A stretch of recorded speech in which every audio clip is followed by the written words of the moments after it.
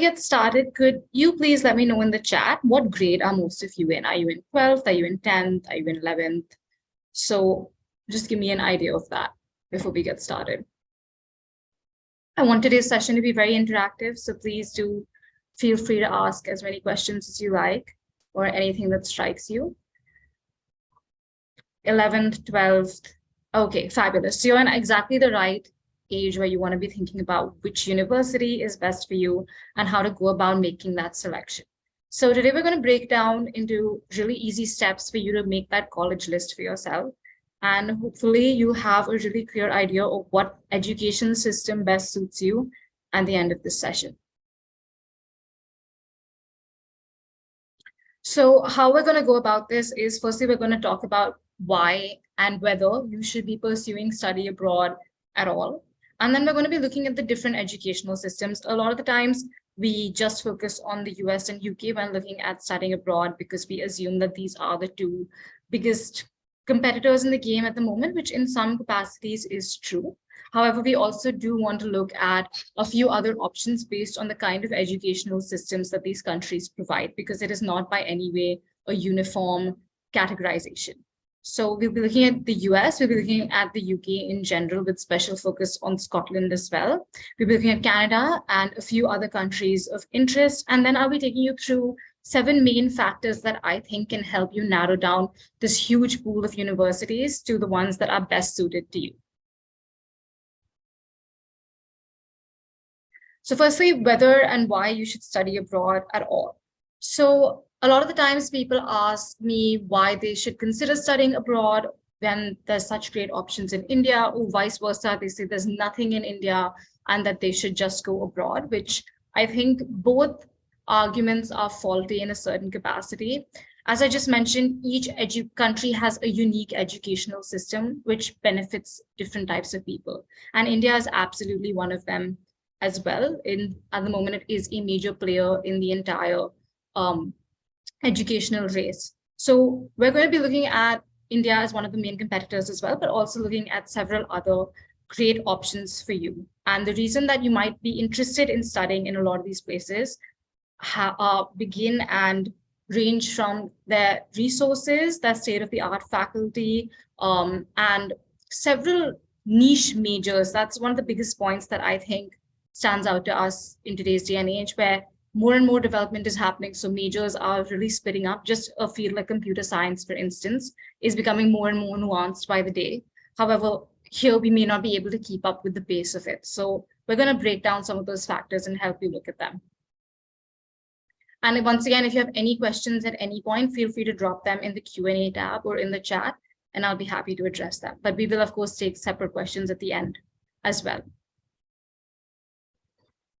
Now, when you're trying to decide which country you should apply to, there's several different things that you want to consider, but it's really good to think about this in a progressional way so that you don't end up overwhelming yourself. Making a country selection right in the beginning can be extremely overwhelming. A lot of us blindly follow what our peers are doing, what our seniors are doing, very often what our siblings have done.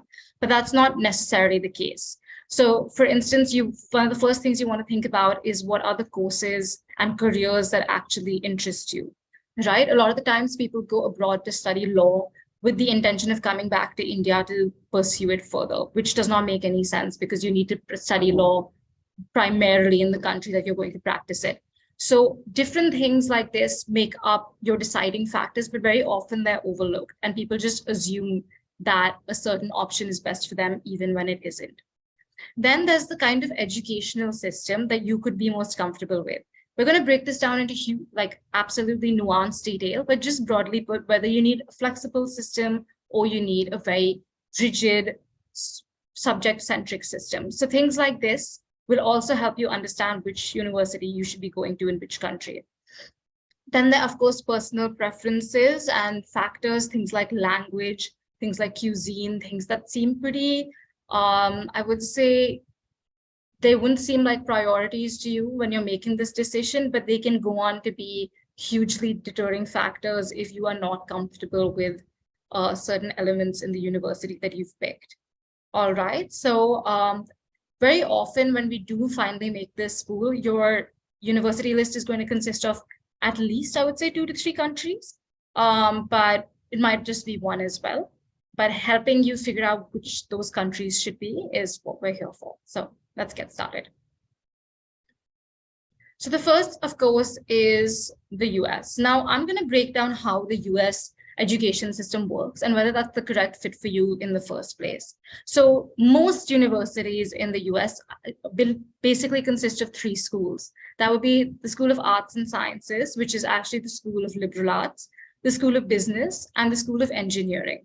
Now, the way that this works is, I'm sure some of you have heard the term liberal arts. I'm sure you've maybe gone to check out a few local options, like maybe you've gone to Ashoka, you've gone to Jindal, you've kind of been getting a feel of it. Basically, what the liberal arts system does is it allows you the most flexibility out of any educational system in the world.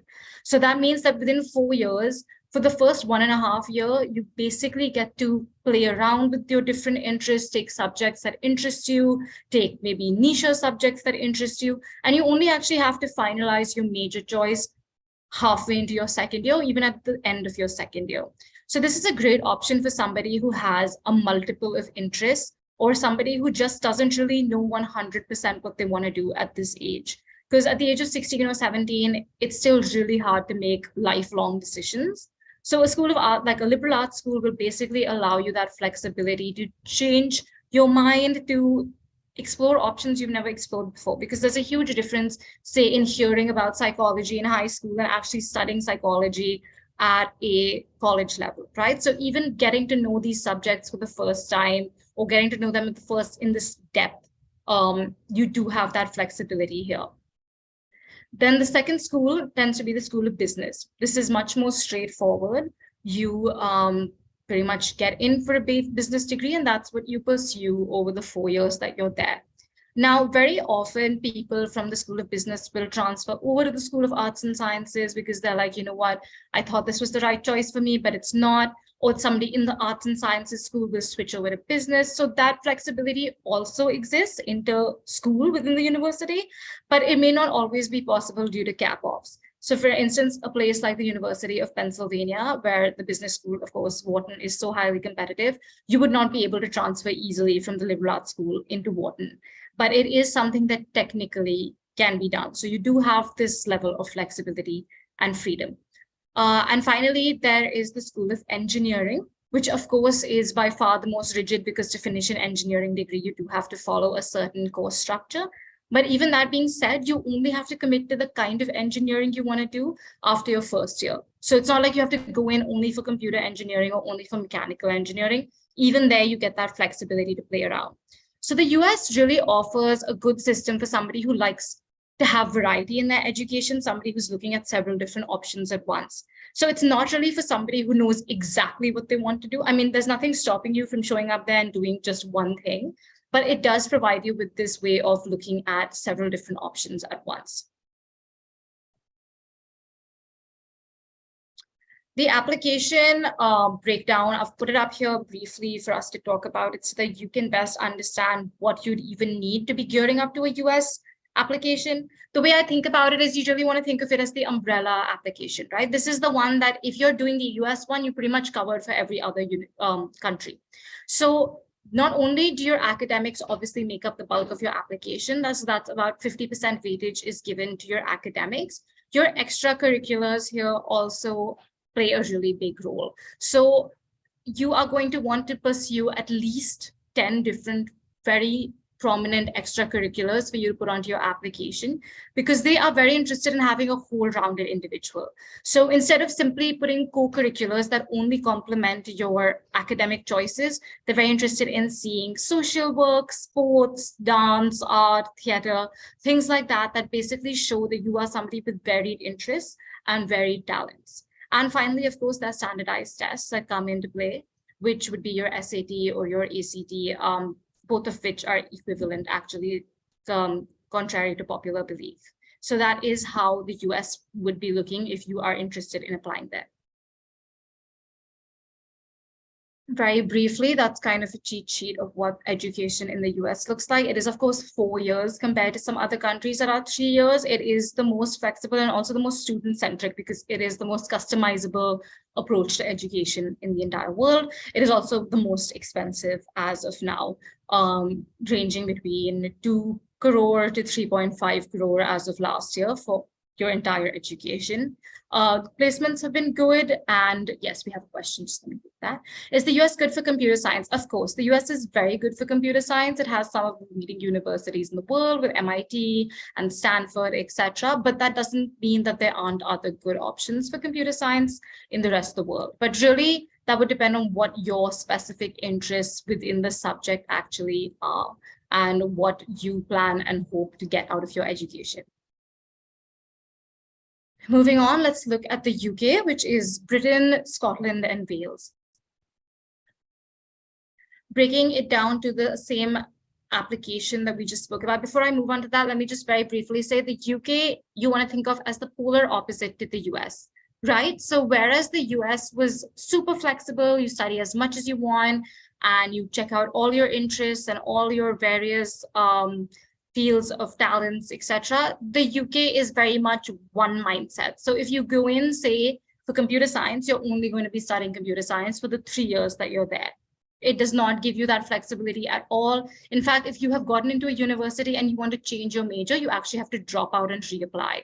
So that flexibility does not exist for you. The application is pretty much made 90% of your academics. So it's pretty much all grades, very similar to how a lot of Indian universities run. And 10% becomes your statement of purpose, where you get to summarize your co-curriculars. And the reason I say co-curriculars is because the only activities that count are the ones that actually complement your major choice and not just any activities. So even if you have like won some really prestigious award in, say, physics, if you're applying for biology, that's not going to count. Moving forward. Right. So again, a little 1 second glance at what this looks like. It's a very, very rigid system. So you pretty much get in based on rigid grades. Even when you get into a UK university, it's only on the basis of a conditional offer. So they'll give you a letter saying you need XYZ grades to get in. And if you don't make it, then that's pretty much, there's not a lot you can do about it. Your offer letter gets withdrawn, right? And even their education is very rigid. You choose one subject, you study one subject. But the benefit here is that it's actually only 3 years as compared to the US's 4 years. So you get done with your education an entire year early. It is also comparatively cheaper to the US by quite a bit. And of course, it has some of the best schools in the world, always at least several in the top 10. However, there is a lot of debate about the work visa and how placements have been happening. But I must say that in the recent years, the US has also been getting fairly complicated on that front. So it's not as much disparity as people believe it to be. Yes, I'm reaching Canada very shortly. Please just give me a minute. Yeah. Any questions about the UK? Yes, engineering courses in the UK are 3 years as well. A majority of them. Some of them are 4 years, but a majority of them are 3 years. Education in the UK is 3 years, but some of them definitely are 4 years. So yeah. Okay, Canada, as I believe Kavita was just asking. Okay, so now the way you want to think about Canada is, whereas in the US, we had broken it down into 3 different schools. In Canada, I want you to think of this as the 3 different streams you have to choose in school, right? So your humanities, commerce, and science. Now, that means that, is it more flexible than the UK? Yes. But is it less flexible than the US? Yes, it is. So it kind of lands in that middle space between the two, where if you say have a humanities subject that you've entered in on, like say you've gone in for history, but you also have an interest in political science, you will be allowed to explore that through certain courses. However, if you also have an interest in something like biology, you can't have that cross vertical flexibility. So you pretty much have to be within the vertical that you've selected. Now, something about Canada, because people very, very often believe it to be a really easy option, right? That you get into Canada, you get a work permit, you get a residency permit. It's very, very easy. The problem with Canada is that it's also the most rigorous academic course load as of now, which means that if you get into a Canadian university and you've shown a certain amount of merit, you're going to have to keep that up for the entire time that you're there. That means that you can't suddenly let your grades drop or anything, because they will actually ask you to leave the university, which doesn't happen in the UK or the US that much. Canada for computer science, also a very good option. There's some fantastic universities like the University of Toronto, McGill, etc. Of course, I would not say it's the #1 option for computer science in the entire world, but it does have very good options. So yeah. And pharmaceutical sciences, this depends on what you want out of a pharmaceutical education at this age. If you want to go directly into a joint medical degree, then you'd be looking at very different universities, probably ones in the UK or maybe in Prague, etc. Whereas if you're just looking at pre-med, then the US has several fabulous options, like Johns Hopkins would probably be #1 at the moment, Vedika. Let me just repeat. Work visa is more easy now in the UK. It is comparatively more easy to what it used to be, but I won't really say easy is the word. I would just say that the other countries have also become pretty strict with their work visa. So the UK is just seeming like another comparative option. I don't think it's really eased up per se. So that's a little hard to tell with the recent trends, because it's definitely been fluctuating up and down. Your fact sheet for Canada is that it does provide you that that flexibility within verticals, which is a nice thing to have, but again, not as much flexibility as the US. Like I mentioned, it has very high course rigor, so you do have to work extremely hard once you do get into a Canadian university. Annual fees are somewhere between, I would say, the US and UK. And it does have good work and residency opportunities, though the residency opportunities are not at the all-time high that they were a few years ago. But very, very good options in Canada. Let's quickly look at a few other options. So let's talk about Singapore, Hong Kong, and India. So I'm sure these are options that have all popped up for you when you've been thinking about which universities you want to go to. Unfortunately, the application basis is mainly just based on your grades. So even though they are some of the best schools in the world, it is purely based on your grades. So if you're not scoring very highly, these are not the options for you. This, of course, does not apply to the liberal arts schools in India. So your Ashoka Jindal Flame would not come under this, because actually Ashoka, as it stands, has the most holistic application system from anywhere in the world, as we're start facing at the moment, because of their equal weightage to things like your academics, your extracurriculars, your co-curriculars, your testing, etc. Europe is a very good option for highly specialized fields, right? So I'm sure you've heard about, maybe engineering degrees in Amsterdam, maybe fashion in Paris. Then there's a great architecture degree in Amsterdam as well. And as I mentioned, medicine in Prague, right? So these are very specialized niche fields, but these are very, very popular schools for all of them. And finally, there is Australia, which will give you several good opportunities. And the thing that's exciting about the Australian education system is that it's very hands-on. So work experience is built into how the system actually runs. So you have to complete a certain number of hours of internships and work. So it's a very hands-on, practical way to get your degree. So it's a pretty underrated option, but a very good one, I'd say. Right, for Canada, it's actually, I would say it's more based on your academics and your extracurriculars. It's also different for each and every university in Canada, so it's hard for me to give you a percentage breakdown like I did for the other countries, but they definitely are interested in looking at your extracurriculars and co-curriculars, but your grades do play, I would say, a slightly bigger role than the US applications. Okay. Some more questions, sorry. Yeah, sorry, I just did that. Answer that. To become a lawyer or judge in Canada, that's a pretty long conversation, Kavita. I would be really happy to have it with you where I can answer that for you step by step. So let's maybe set up a meeting after this so that I can take you through it. So we can talk about that in detail. The first answer would be, question I'd have is, do you have citizenship in Canada? Right, only 12th grade play important role over here in Canada, also 11th. No, your 9th onwards, everything is taken into consideration. 9th, 10th, 11th, 12th. Obviously, your 12th would play the biggest role in that, your predicted grades, because you wouldn't have your grades in hand when you actually apply. So yeah, I hope that answers your question. Let's move on.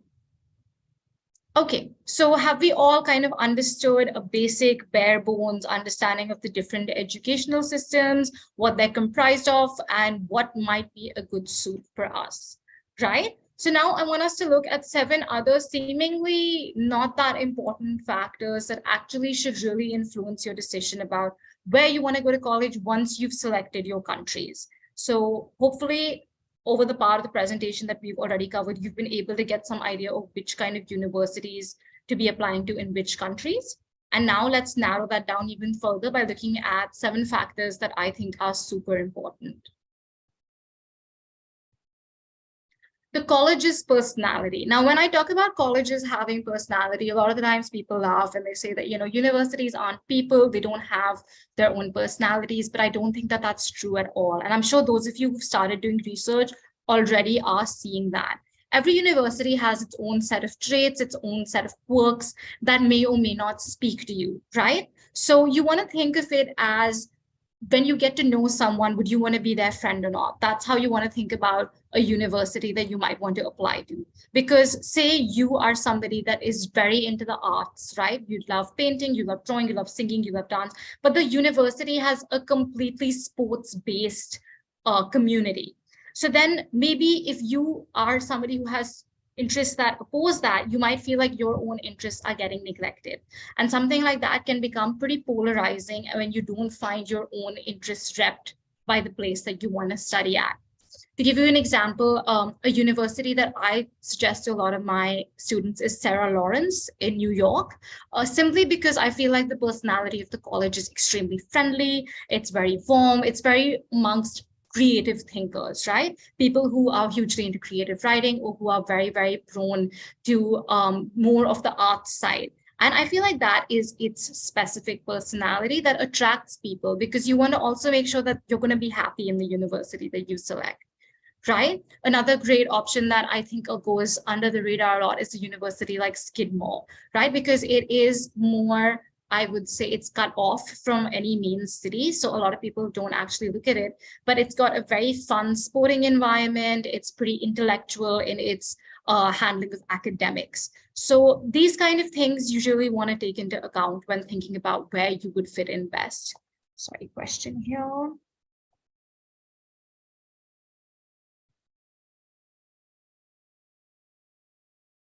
See, so basically the question says that maybe in ninth, you're not sure you want to study abroad, but then later on you do see that you want to study abroad. So your ninth marks might not be that good. How does that matter? So firstly, ninth is usually looked at by the US and also sort of glanced at by Canada. And that's actually the reason that you've mentioned is exactly what they want to see. They want to see if you're performing well, even without incentive, right? So they want to see that when it's not a board year, are you still being able to put in good work? Are you still interested academically in performing well? But since it is ninth grade, that is also the grade that they're most forgiving towards. So they want to just make sure when they see your marks that you're getting comparatively better. So say you performed at, say, a 75% in your ninth. If you're going from that to an 80% in your 10th and 85 in your 11th and finally a 90% predicted in your 12th, that'll make them extremely happy because it would show them that progress that you've made, right? Whereas if you do really badly, say in ninth, then you do really well in 10th, then you do really badly again in 11th, that's something that doesn't sit very well with at least US universities because they feel like you're not performing well just because it's not a board year. And they think that that shows that you are not willing to work when the result is not something that can be celebrated. So there are these discrepancies, but of course, nothing is make or break, right? Anything can be twisted into a good narrative as long as you have that approach to it. Okay, factor number 2 is the ideal candidate. Now, there's a kind of, when we're looking at universities, the one thing we think about is what we want from the university. We always ask ourselves, what kind of education do I want? What kind of social life do I want there? What kind of access to cities do I want? What kind of party life do I want? We don't really realize that the university is actually asking those same questions back to us, right? They're asking us what kind of candidate they're looking for. So a lot of universities actually have a very prototypical kind of candidate that they actually are looking for. That is pretty hard for us to assess from our situation, but it is something that can be picked up on. For instance, a university like Tufts, which is extremely good, has a certain bias towards female students of color who want to apply for an IR or politics related degree, right? So then if you are somebody who is interested in, say, studying history from India, right, and you are female, then you might be like, this could be a very good ED choice for me because I know they're already biased towards students like myself. Now, obviously, this is a little harder to figure out when you are not a professional in the field, but given enough looking at the trends, if you talk to us about it, we can guide you on whether or not you make a profile match for certain universities. Question. Are drop year applicants considered lower priority than fresh high school ones? Which country other than India only looks at grades and has good education? By drop year, do you mean gap year? In no way are they considered lower priority. There's no real discrimination. In fact, the US actually provides you space to write a gap year essay.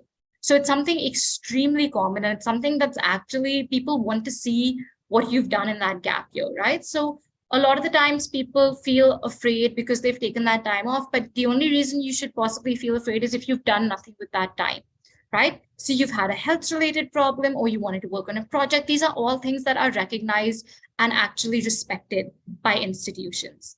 And the other countries that only look at your grades and have really good education would mainly be the UK and Singapore.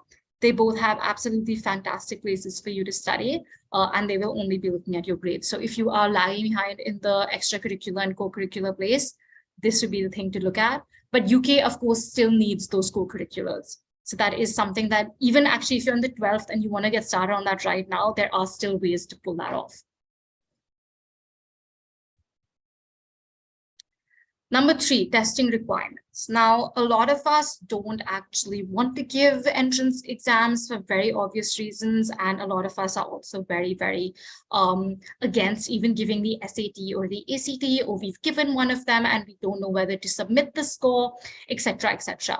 Now, a lot of universities, even in the US, have gone test blind as far as your standardized tests go. A lot of them have gone test optional, right? But there are, of course, several that still do demand those scores from you. So looking into this will help you decide which university is best for you, depending on your testing scores, and help you narrow down whether or not you actually want to be submitting such scores to universities. For instance, something like, if you're talking about the SAT, something like a 1450 might be really good to go for a university that you consider more mid-tier, but it would be something to discuss at a slightly higher level. Any questions over that? Are we good? Okay, location. Now, obviously, we've now narrowed down our choices to certain countries, but we still have to worry about location, right? Whether or not you want to be close to a city, whether or not you want to be in hot weather, whether you want to be in cold weather, these might seem really trivial at this point, but they have led to a strangely high level of attrition from universities. So for instance, St. Andrews in Scotland is one of the best institutions I would recommend to students of your age, except for the fact that it is in Scotland. So the weather is always really rainy and stormy, and it is cut off from the mainland. So decisions like this really need to be made with a certain amount of care.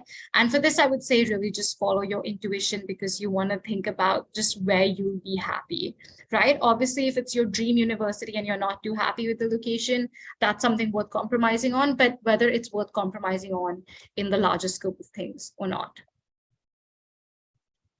Next, we have the university speciality, right? So every university is more or less known for something. So you have research-based universities, you have universities that are bigger on practical aspects, right? Even when it comes to something like computer science or engineering, you have ones that are more theoretical and more practical, right? Or maybe you have a university that is known for its participation in the NCAA. So the sports, anything that actually stands out to you. So you want to look at the speciality that a university has, and whether that is a good match for your interests and whether that can help you move forward.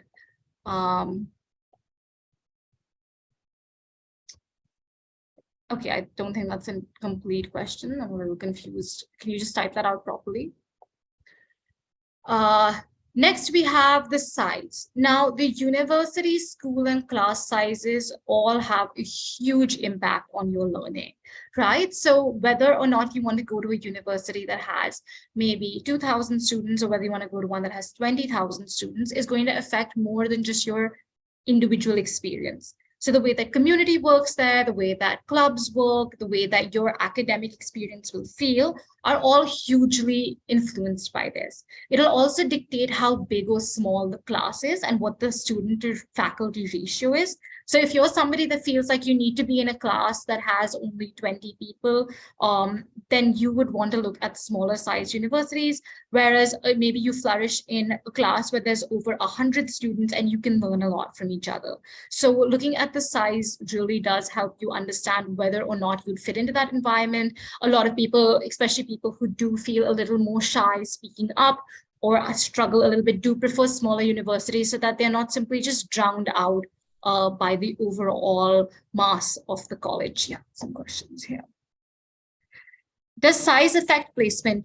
How do we know the university specialty is the first thing? This is just going to come to you through research or through connecting with one of us, right? So either you're going to look up your university and check out what it's known for. It might be something as silly as annual day parades, but it might also be something very, very interesting to you. Like maybe you're interested in NYU, but you're also interested in Columbia and you're trying to make that decision. And then you find out that you have a huge passion for, say, theater or dance. Then obviously, after a little bit of research, you can tell that NYU is the better fit for you because it has that its speciality really is the performing arts on the side of academics, right?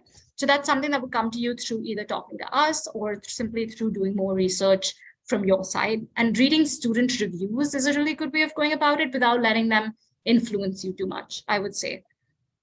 Does size affect placement? Do you mean once you're already there? Of course, if there are more students and you have somebody coming to campus to place you, it's going to competitively be a little bit harder for you to get those seats. Whereas if there are very few students and you're trying for that, it would possibly be easier. But also, if it's a university that has very few students, you would have less people coming in for placements in the first place. So it's kind of a catch-22 situation. All right. Finally, we're looking at scholarships and financial aid. This is a question that a lot of you have very often. What's the difference between financial aid? What's the difference between need blind? What's the difference between, scholarships? These are all factors that you definitely want to look at when you are applying to your universities of choice. A lot of them will offer you scholarships right at the time of application, in the sense that they will consider you for certain scholarships and offer them to you as part of your admissions offer. So those, you want to look at ones that have really good packages for you. And as far as financial aid goes, you want to look at whether a university is need sensitive or need blind, in the sense that will they admit you if you're asking for financial aid or will they not, right? Or will they take that into consideration? So these are all really big factors that you definitely want to consider. And you would have to look at that through a lot of different research and maybe talking to us about the same.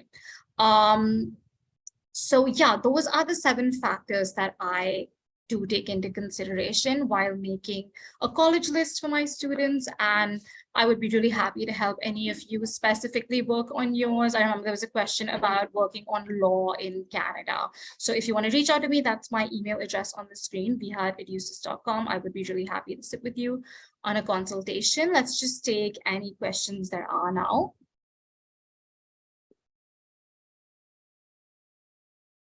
Right. How can you decide which course is the right choice for you? Because I have a few careers in mind, but I'm still a bit indecisive. Does that put me back behind the application process? Now, this has several different factors at play. Firstly, which grade are you in? I'm assuming you're in 12th to be asking this question. viha@educis is my contact, so you can just take that down.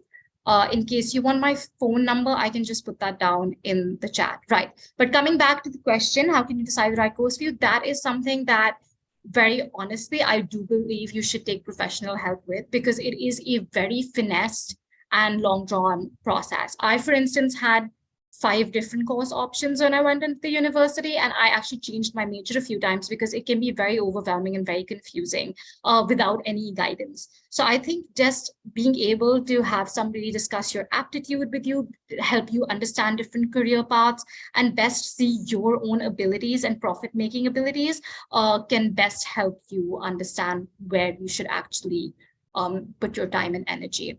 I'm just going to put my number in the chat so that you can reach out to me directly in case you want to book a session. I would be really happy to sit with any of you to work on your college list and help you build up that basic understanding of where you might be wanting to study. Any more questions, guys? Anything at all? Anything that struck you? Anything that you're still confused about? If I take a drop year to explore careers, start a business, teach juniors, will that be fine with a university? Absolutely. If you feel like your true passion is in still exploring different options, if you feel like you're not really ready to commit yet, you can absolutely take a gap year, especially if you already have a business idea. If you have certain things that you want to pursue, I would say that that's a good idea. However, if you have 0 extracurriculars and you're going to do all of them in 1 year, that would also be a little bit of a strain and a little odd for a university to see. So I think it just needs to be planned the right way. Again, I would say please connect with a professional to have them help you organize what you do over that gap year and to best understand where you ultimately want to go to college and make sure that those two desires are congruent with each other, because you might take a gap year and then realize that the university you want to apply to really doesn't appreciate something like that, because it could be pretty university specific. So I would say reach out to somebody, and if you feel like you don't have any extracurriculars at the moment, definitely try to see where you can fit them in. And also maybe you're discounting certain things that you've already done that could count as really good extracurriculars. So reach out to someone and see whether or not they can help you organize your thoughts on that. Some more questions.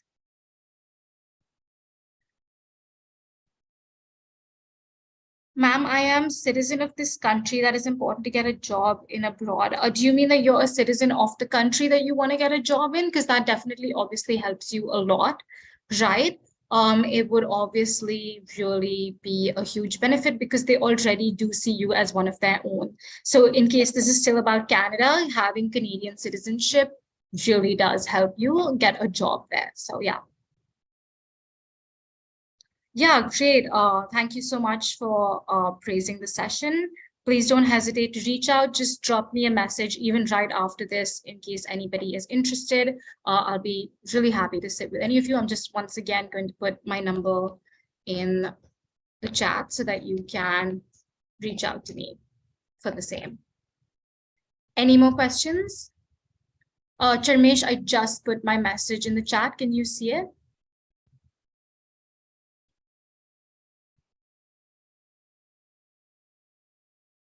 Otherwise, you can always reach out to my email address, which is here on the screen, viha@educis.com. Right? I think we'll just leave this on for about 2 more minutes in case there are any other questions.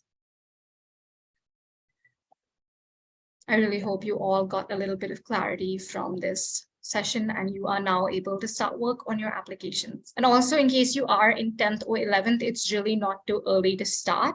So please do start thinking about where you want to go to college, because you might need to put in the work that will ultimately get you into the university of your dreams right now.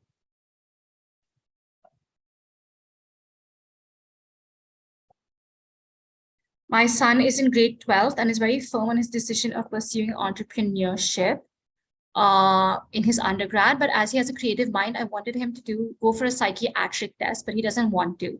Ma'am, in case he is not open to taking a psychiatric test, I would just suggest that you connect him with me and my seniors here at Educis, because we actually, obviously we have control of the psychiatric test that we give. So just through a conversation with him, we would be able to help guide him a little bit better. And if he has a creative mind, he's interested in entrepreneurship, that really does make it sound like he's a good fit for the US because you want him to explore a little more. So ma'am, please reach out to me after this session so that we can arrange for a session with him just to help him gain some clarity and help steer him in the right direction. And of course, this would work best if we get to talk to him about it. Which country would you recommend for the sales department? I think that's really ambiguous. I'm not too sure what you mean. Maybe which country would I recommend just for marketing and sales in general? All of the countries we've discussed do have very strong programs for the same. I think you need to look at what kind of sales you're interested in, what kind of marketing you're interested in, whether you're looking more at digital branding or luxury brand management, things like that. Okay, so I look forward to hearing from some of you after this session. Please do not hesitate to drop me an email or a text, even if you don't want to get in touch right away, but you just want to say, hey, I attended this session and I just want to maybe get in touch in a few days, just so that I know who you are and I know that we had this conversation. Okay, so thank you so much, everyone, for joining us today. I hope you learned something and I hope this gives you some clarity for your application process. Thank you so much. Have a lovely evening.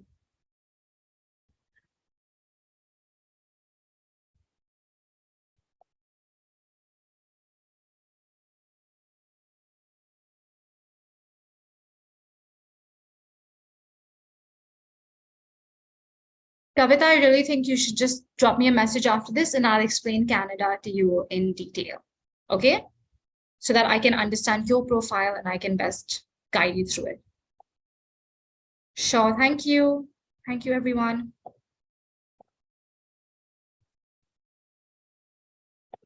Okay. I'm ending the session now. So everybody, please take care. Goodbye.